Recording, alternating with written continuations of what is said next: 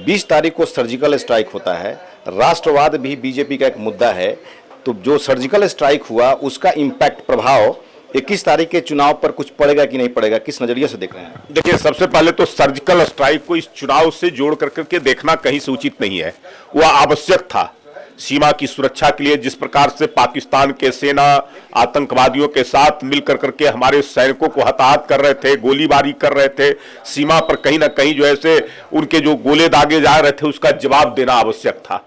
वहां आतंकवादियों को, अड्डों को जिस प्रकार से नष्ट किया था सर्जिकल स्ट्राइक के माध्यम से, एयर स्ट्राइक के माध्यम से, उसको फिर से वहां पुनर्जीवित करने का काम किया था। फिर वहां आतंकवादी पनाह लिए हुए थे, आतंकवादी अपनी गतिविधियां संचालित करना प्रारंभ कर दिया था और सेना के निगरानी में। तो इसलिए आवश्यक था, देश की सुरक्षा के लिए यह जरूरी था। ये इसको चुनाव से देख करके, चुनाव को से जोड़ करके देखना कहीं से उचित नहीं है।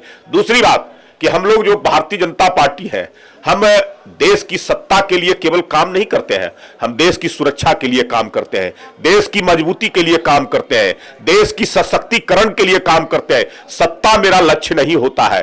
देश को परम वैभव पर और उन्नति के सर्वोच्च शिखर पर पहुंचाना, देश को मजबूत करना, यह हमारा लक्ष्य होता है। सत्ता तो उसका साधन है, उसको इस्तेमाल करते हैं हम उस लक्ष्य को प्राप्त करने के लिए। इसलिए हमारा जो है से शुरू से रहा है राष्ट्रवाद।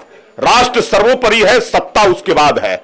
हम राष्ट्र को पहले जो है से मानते हैं कि राष्ट्र अगर रहेगा तो हम बहुत राजनीति कर लेंगे। लेकिन बाकी जो पार्टियां हैं वो केवल सत्ता की राजनीति करती है, उसको देश से मतलब नहीं है।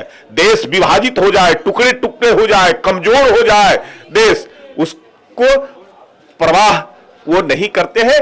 उनको परवाह केवल कुर्सी कैसे हमारी बची रहे, बनी रहे और कैसे प्राप्त हो, इसकी परवाह करते हैं। सहयोगी राकेश के साथ मनोज नारायण सिंह, सनमार्ग लाइव, पटना।